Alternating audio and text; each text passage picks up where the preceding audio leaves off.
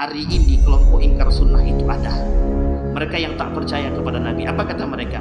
Nabi Muhammad itu manusia, maka dia bisa salah dan bisa betul.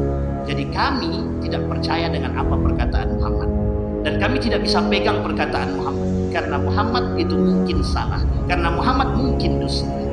Dan termasuk salah satu hari ini saya temukan di Riau, ada satu kelompok yang memang ternyata penganut ingkar sunnah di Riau, dan itu berbahaya sekali. Hanya saja mungkin mereka tidak sebesar kelompok yang lain, tetapi ketika mereka mengusik orang lain, mengajak untuk mencela, mencaci dan memaki baginda Nabi Muhammad SAW, mengingkari.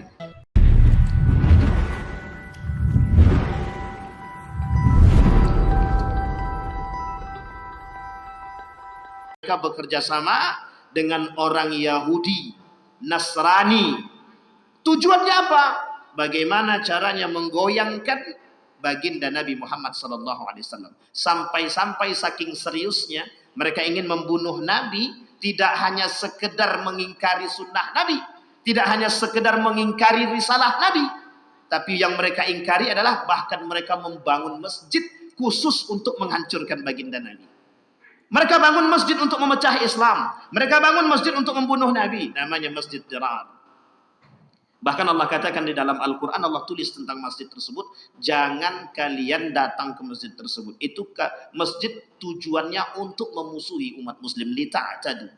Sehingga Nabi ketika perang Tabuk diperingatkan oleh Allah, balik dari perang Tabuk, hancurkan masjid tersebut. Bapak Ibu sekalian yang berbahagia, artinya apa? Artinya apa? Salah satu yang bisa membatalkan syahadat manusia adalah munculnya kelompok-kelompok yang mengingkari baginda Nabi Muhammad SAW. Yang pertama. Yang kedua, mereka yang mengingkari sunnah baginda Nabi Muhammad SAW. Yang ketiga, mereka yang mencela baginda Nabi Muhammad SAW.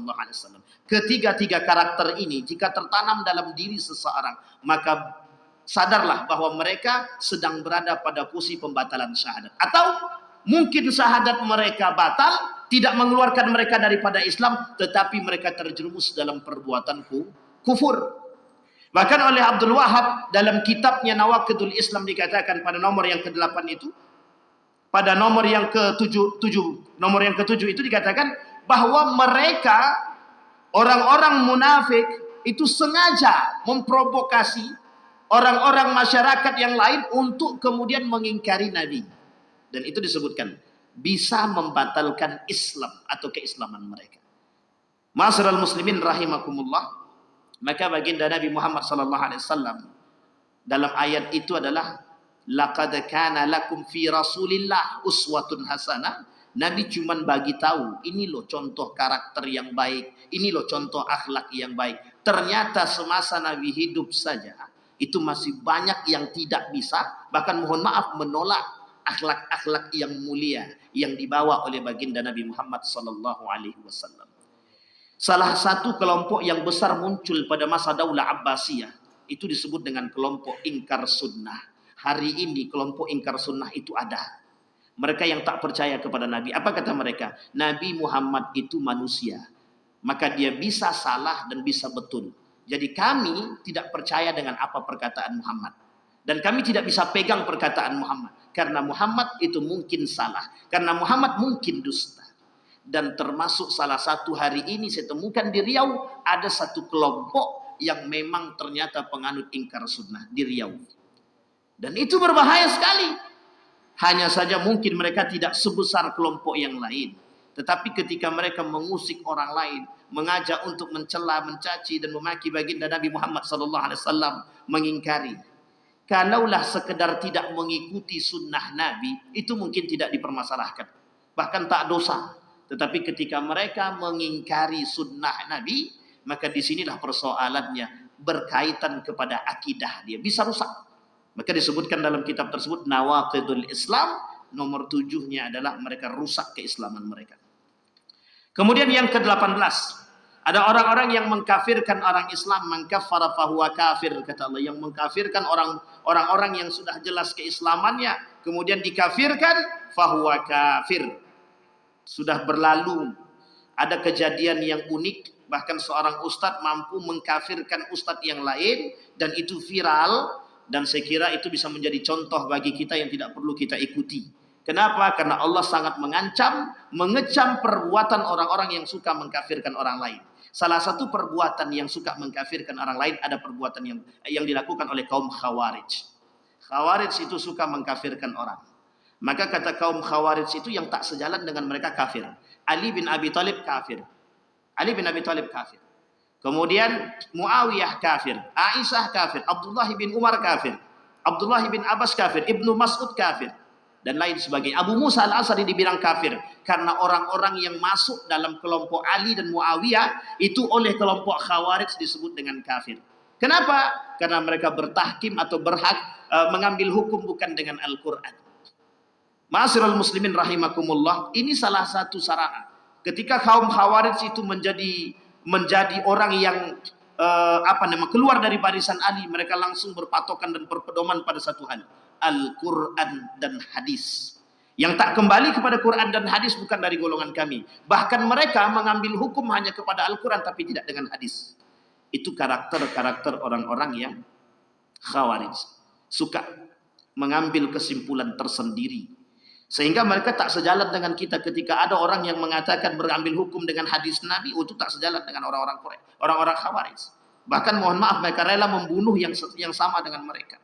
Yang tidak sama dengan mereka itu akan mereka bunuh, kaum Khawarij. Saking sadisnya. Sehingga Ali bin Abi Thalib ketika itu melihat perbuatan kaum Khawarij yang begitu brutal, maka kemudian apa kata Ali bin Abi Thalib? Ayo kita putar ke perbatasan Harura. Sampai di perbatasan Harura terjadi satu perang yang disebut dengan perang Nahrawan. Dibantai sama Ali semua, dibunuh sama Ali semua. 12.000 lebih para kaum Khawarij dibunuh oleh Ali bin Abi Thalib. Dalam riwayat mengatakan tersisa 10 orang. Tapi dalam riwayat yang lain seperti yang disampaikan oleh Ibnu Katsir itu tidak ada yang tersisa. Tapi dalam Ibnu Hisham tersisa 10. Kelak yang 10 orang ini kata Ibnu Hisham mereka masuk ke salah satu perang yang terjadi dan ikut membunuh daripada anak daripada Ali bin Abi Thalib, yaitu Al-Husain di Karbala. Kenapa mereka mengkafirkan orang? Karena tak sejalan dengan mereka. Kenapa mereka mengkafirkan orang? Karena mereka menganggap orang-orang yang itu telah menduakan Al-Quran, telah menduakan Allah, telah mengambil hukum selain daripada hukum Al-Quran. Apa dalil mereka? Kata Allah dalam Al-Quran, orang yang mengambil hukum selain daripada hukum Allah atau Al-Quran, faqad kafara, mereka sudah kafir. Itu terlalu picik gaya berpikir mereka. Tetapi yang ikut itu kaum Khawarij itu di perbatasan Harura itu, di perbatasan orang-orang di pinggiran-pinggiran daerah Irak itu, Kufah, yang ikut itu yang orang-orang pinggiran, orang-orang yang mohon maaf, awam dengan ilmu agama. Ketika dipaksa, didoktrin dengan bahaya-bahaya tersebut, didoktrin dengan nilai-nilai Al-Quran, maka mereka termakan. Sehingga yang datang itu yang kemudian ganas, yang mereka taunya bunuh saja, jihad saja. Bagi kaum Khawarij itu bagi mereka. Sehingga tak salah ketika kejadian di Saudi Arabia, pembasmian semua bentuk peninggalan-peninggalan kerajaan ketika itu, termasuk peninggalan-peninggalan makam-makam yang kemudian dihanguskan dan dibersihkan, itu tak salah. Karena memang ketika itu ada neo-neo Khawarij yang bermunculan. Kelompok-kelompok yang disebut dengan Khawarij dihabisi semua mereka. Mereka habisi semua peninggalan-peninggalan biar tidak ada pengkultusan bagi mereka. Dan lain sebagainya. Kembali kepada poin tadi. Orang-orang yang mudah mengkafirkan orang lain. Orang-orang yang mudah menghalalkan darah orang lain. Kata Nabi dalam hadisnya, cuma 3 darah manusia itu yang halal, itu cuma 3 untuk dibunuh. 1, orang yang memerangi kita. Orang yang memerangi kita kemudian kita perangi dan kemudian mati dia, itu tak salah dan darah dia halal. Yang kedua, orang yang memang membunuh. Maka pembunuhan terhadap orang pembunuhan terhadap orang yang telah membunuh, maka hukum qisas itu berlaku dalam Islam, tak salah. Hanya saja dalam undang-undang tak boleh. Nah, itu tak boleh kalau dah dibunuhnya keluarga kita tak boleh bunuh dia. Masuk penjara sajalah. Nah, itu bahasanya. Tapi dalam Islam tidak. Darah dibayar dengan darah. Nyawa dibayar dengan nyawa. Biar adil. Dan yang ketiga, irtadda an dinihi. Irtadda an dinihi maksudnya adalah mereka yang keluar daripada Islam. Murtad, halal darah dia untuk kita bunuh. Tapi itu dalam Islam. Dalam undang-undang tidak boleh. Di dalam negara Republik Indonesia, orang yang keluar daripada Islam itu dijaga oleh undang-undang. Hak memilih agama. Jadi terserah orang mau memilih agama sekalipun dia keluar daripada Islam, kemudian dia masuk ke agama Kristiani, Hindu, Buddha dan lain sebagainya, itu terserah. Itu haknya mereka masing-masing. Tetapi dalam Islam tidak. Yang sudah keluar daripada Islam, maka darah dia halal untuk dibunuh. Artinya apa? Itu yang diperbolehkan di dalam Islam. Tapi terlepas daripada itu, tak ada yang diperbolehkan daripada apapun alasannya, tidak diperbolehkan. Maka kalimatnya dalam hadis Nabi, sibabul muslimin fusuq wa qitaluhu kufrun. Orang yang menyakiti hati muslim itu fasik, yang kemudian membunuh orang-orang muslim kufur. Mereka sudah terjerumus dalam kekafiran. Kemudian yang ke-19, beribadah bukan kepada Allah. Kita sudah paham konteks ini Bapak Ibu sekalian yang berbahagia. Orang-orang yang beribadah bukan kepada Allah, itu jelas tujuannya bukan untuk Allah, jelas Allah tak suka, jelas mereka setelah menduakan Allah, jelas mereka sedang menjadikan Allah itu kawan. Ada orang lain yang dijadikan dia Tuhan baru. Dan Bapak Ibu sekalian yang berbahagia, ini berbahaya. Karena hari ini kita melihat sekian banyak sekali orang-orang yang mentuhankan selain daripada Allah.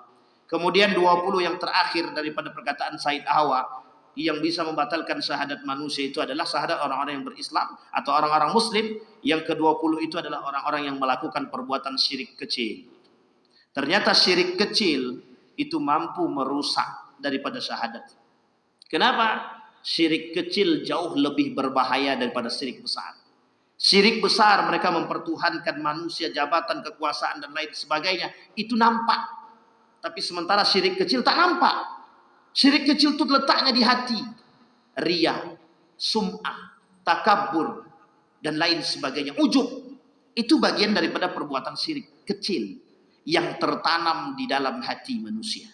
Sehingga kata Hasan Al-Basri, yang paling berat bagi manusia, bagi orang yang berislam adalah ketika mereka terjangkit perbuatan syirik kecil. Ternyata perbuatan syirik kecil oleh para ulama bisa menyebabkan mereka membatalkan syahadat mereka dan bisa menyebabkan mereka keluar daripada Islam.